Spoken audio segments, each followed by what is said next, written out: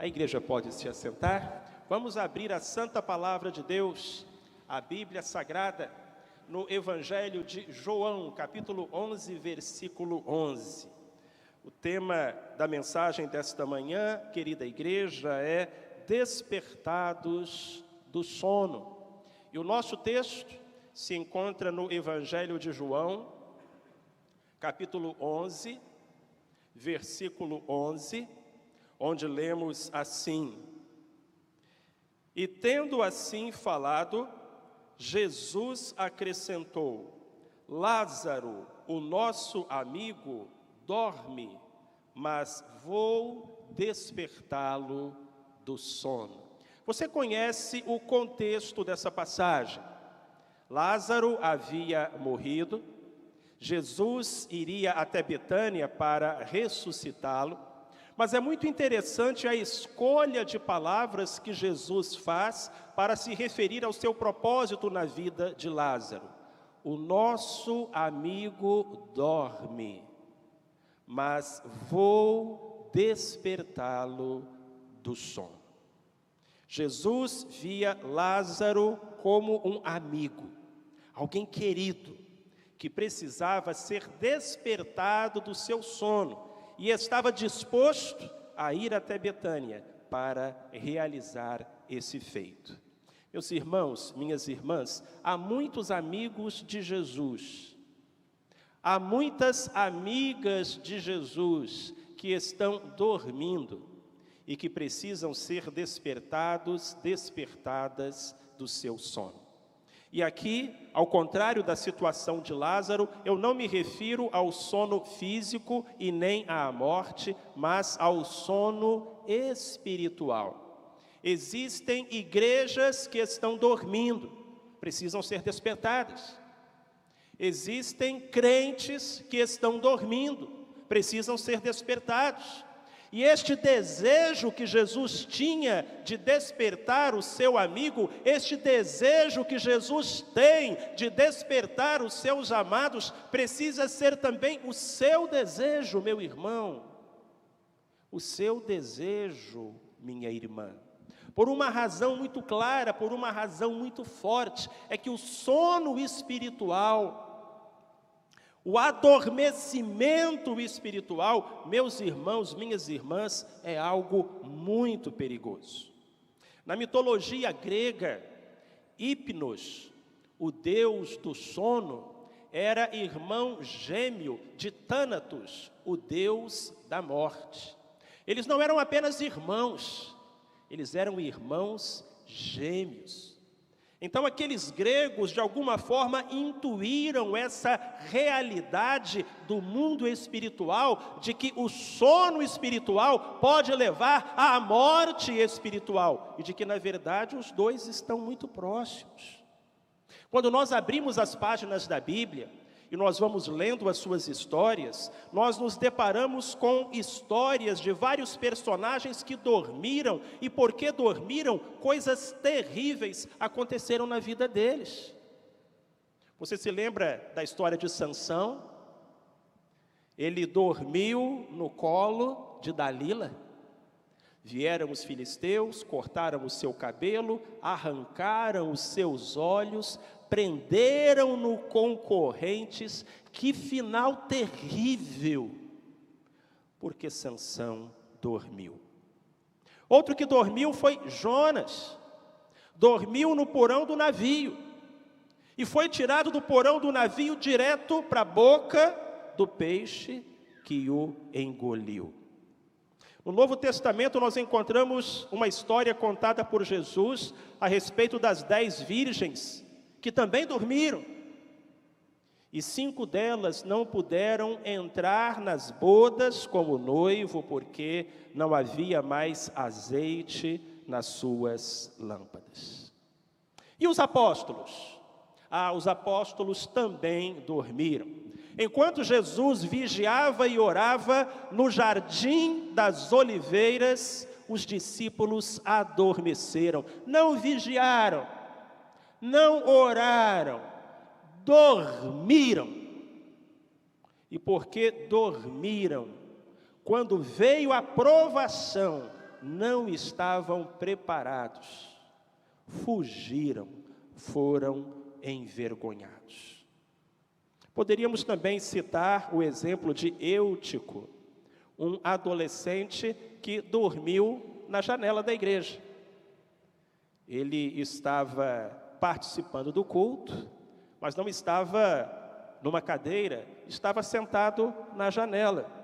Um olho no culto, um olho no mundo. Infelizmente, há muitos jovens, há muitos adolescentes que estão na situação perigosíssima de Eutico. Um pé na igreja, um pé no mundo. E eu digo perigosíssima porque Eutico dormiu. E dormindo caiu do terceiro andar e morreu. Se não fosse pelo fato do apóstolo Paulo estar ali para ressuscitá-lo, também a história de Eutico teria acabado muito mal. Então, meus irmãos, a Bíblia nos conta essas histórias para nos avisar, para nos conscientizar do grande perigo que temos se adormecermos na fé. Há uma história sobre uma reunião que o diabo convocou com todos os demônios para que eles prestassem relatório de suas atividades. O primeiro demônio chegou e disse: olha, eu consegui mover uma perseguição contra os crentes lá num país tal e muitos foram mortos.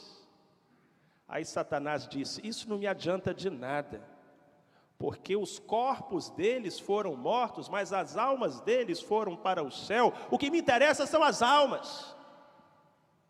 Aí veio outro demônio e disse: olha, eu consegui espalhar um vírus mortal pelo mundo, e graças a esse vírus, muitos, milhões de cristãos adoeceram. Satanás disse: isso é uma bobagem, isso não me serve de nada. Os corpos deles foram lançados sobre o leito, mas as almas deles estão em comunhão com Deus. O que me interessa são as almas. E então se apresentou o terceiro demônio e disse: chefe, tem 20 anos que eu tento fazer um crente dormir, e ontem eu consegui. E quando aquele demônio disse isso, o inferno inteiro comemorou. Meus irmãos, tudo o que Satanás quer é que nós adormeçamos espiritualmente, para que aconteçam conosco as coisas que aconteceram com Sansão e com Jonas, e com aquelas 5 virgens da parábola, e com Eutico, e com os apóstolos, e com tantos outros que têm sido envergonhados por Satanás. Pastor Marcelo, como é que eu sei se eu estou dormindo espiritualmente? Meu irmão, minha irmã, existem alguns sintomas. Primeiro, se você está dormindo espiritualmente, então o seu fervor espiritual diminuiu. A chama da sua fé enfraqueceu. Se você está dormindo espiritualmente, você não ora como orava, não jejua como jejuava, não oferta como ofertava, não evangeliza como evangelizava, você não louva como louvava, não lê a Bíblia como você lia. Se você está adormecido espiritualmente, você é hoje um cristão pior do que era ontem, e isso não pode acontecer. A vida cristã precisa ser de progresso, não de retrocesso. Você pode dizer que hoje você é um crente melhor do que você era há um ano. A gente entrou na quarentena e muitas pessoas saíram da quarentena mais santos, mas muitas pessoas também saíram da quarentena mais afastados de Deus. E nós temos um desejo muito grande no nosso coração de que as coisas melhorem. Amém, irmãos? Nós temos um desejo muito grande de que 2021 seja melhor do que 2020. Quem aqui quer que 2021 seja melhor do que 2020? Levanta a mão. Todo mundo. Mas, meus queridos, como é que 2021 vai ser melhor se você não for melhor? Como é que você pode esperar que a sua vida mude se você não muda? Como é que você pode esperar que a sua vida melhore se você não melhora? Há muitos crentes que estão piorando ao invés de melhorar e estão adormecidos espiritualmente. Eu uma vez visitei uma família de outra igreja que pastoreei. Ele trabalhava na linha férrea e morava em uma casa da ferrovia. Essa casa ficava do lado da linha do trem. Sem brincadeira, irmãos. A hora que o trem passava, se você abrisse a janela e esticasse o braço, de repente dava para você tocar no trem. Agora, você já ouviu um trem passar? Você sabe a barulheira que aquele troço faz? Não é verdade? Pois bem, toda noite, durante a madrugada, 2 trens passavam do lado daquela janela. Toda noite, de madrugada. Mas aquela família se acostumou. A mente, o cérebro se habituou. E o que acontecia é que depois de algumas semanas, o trem passava, mas eles não acordavam. Existem crentes que estão nessa situação dentro da casa de Deus, acostumados. Deus passa por aqui, irmãos. O Espírito Santo se move nesse lugar. E o crente nem sente, nem percebe, não vê, não muda, porque ele está adormecido espiritualmente, o seu fervor diminuiu. E ele não é mais o crente que um dia ele foi. Mas há um segundo problema aí. Se nós estamos adormecidos espiritualmente, então nós estamos numa situação muito perigosa, porque o sono precede a queda. E se estamos adormecidos espiritualmente, isso implica em perigo para a nossa vida, mas não só perigo para a nossa vida, perigo também para a vida das pessoas que estão à nossa volta. Irmão, às vezes, o diabo está destruindo o seu casamento. E você não faz nada, você está dormindo. O diabo está levando o seu filho para o inferno. E você não faz nada, você está dormindo. Quando o Titanic afundou, 1.500 pessoas morreram. Todo mundo sabe disso. O que poucas pessoas sabem é que havia um outro navio muito perto do Titanic naquela hora. Um navio chamado Califórnia. Aquela noite fatídica, o Titanic e o Califórnia estavam tão próximos que era possível de um navio enxergar o outro navio. E o Califórnia poderia ter resgatado todos aqueles 1.500 passageiros e tripulantes que morreram no naufrágio do Titanic. Por que isso não aconteceu? Porque o telegrafista do Califórnia estava dormindo. Enquanto lá no Titanic, o telegrafista desesperado emitia SOS, SOS, SOS. Save our souls. Save our souls, salvem nossas almas, salvem nossas almas, salvem nossas almas, SOS, SOS, socorro. Enquanto lá no Titanic haviam aqueles gritos desesperados, lá no Califórnia, o telégrafo estava silencioso, porque o telegrafista tinha ido dormir. Olha para mim, presta atenção, tem muita gente perto de você que está clamando por socorro. Salve minha alma, salve minha vida, me ajuda. Me leva para a igreja, me ouve, me aconselha, liga para mim, me estende a mão. Às vezes é um filho, é uma filha, às vezes é o seu cônjuge, o seu esposo, a sua esposa, mas você está dormindo. É perigo para você e é perigo para os outros. Mas eu queria dizer também que se você está dormindo, não apenas o seu fervor diminuiu, não apenas você corre um perigo, mas você está perdendo grandes oportunidades. Quem adormece, deixa de ser tudo aquilo que Deus poderia fazer. Deixa de alcançar tudo aquilo que Deus poderia lhe dar. Deixa de realizar todos aqueles sonhos que Deus tem para a sua vida. Você acaba sendo menos do que poderia ser, vivendo menos do que poderia viver e contribuindo menos do que você poderia contribuir. Tem muitas pessoas na igreja que estão dormindo. Tem dons, tem talentos, são uma bênção, mas cruzam os seus braços. Alguns dizem, eu já trabalhei demais. Outros falam, na igreja tem pessoas mais capacitadas do que eu. Você está dormindo, então acorde. Exatamente porque a sonolência espiritual é tão perigosa, exatamente porque ela nos rouba tanto, porque ela nos prejudica tanto, é que a nossa oração precisa ser, mestre, desperta-nos. E se você quer saber, Jesus quer despertar você. Ele disse aos apóstolos, Lázaro, nosso amigo, dorme, mas vou despertá-lo do sono. E o detalhe, só Jesus podia despertar Lázaro do sono dele. Porque Lázaro já estava morto há quantos dias? 4 dias, a Bíblia diz que ele já cheirava mal. Qualquer outra pessoa que fosse até Betânia e tentasse despertar Lázaro, não teria sucesso. Só Jesus poderia despertar Lázaro. E só Jesus pode despertar uma igreja. Só Jesus pode despertar um cristão. E como é que Jesus vai fazer isso? Agora eu peço a você que abra a sua Bíblia no livro de Jó.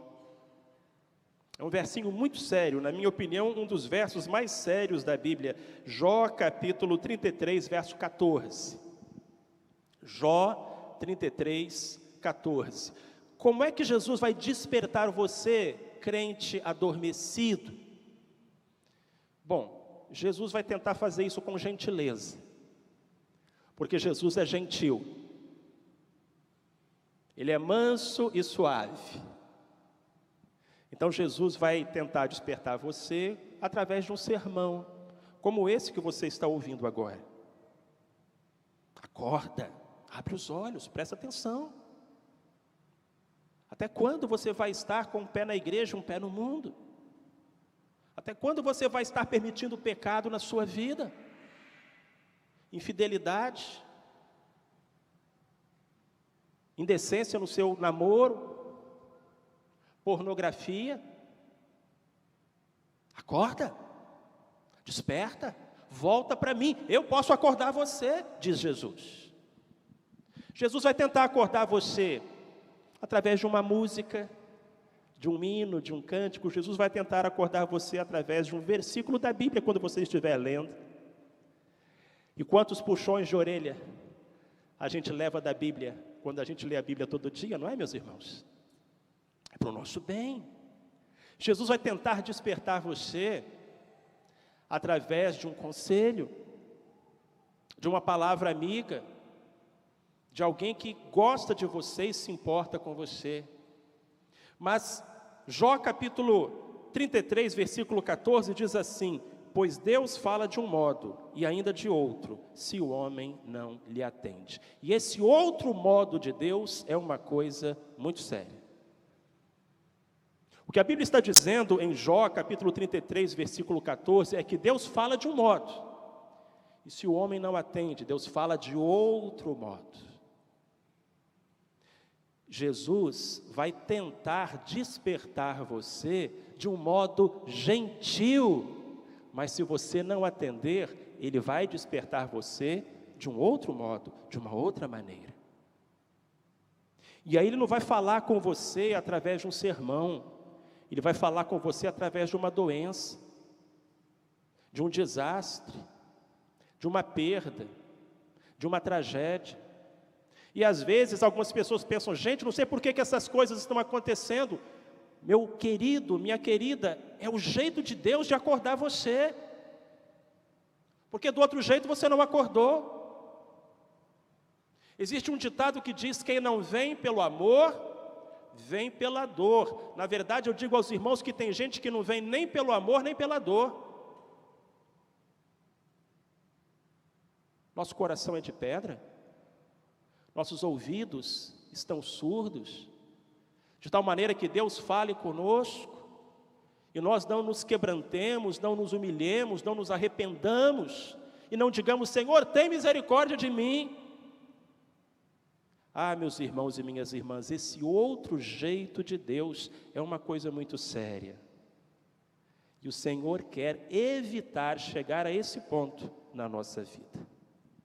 Mas talvez até esse ponto seja preferível à morte espiritual. E por isso, Deus estenderá sobre nós a sua mão. Às vezes Deus nos estende a mão, outras vezes Deus pesa a mão. Mas a mão de Deus é sempre uma mão de amor, seja para consolar, seja para corrigir. Então, qual deve ser a nossa oração agora? Não daqui a um minuto, não na segunda-feira. Agora, qual deve ser a nossa oração? Senhor, me desperta, me acorda, me sacode, Senhor.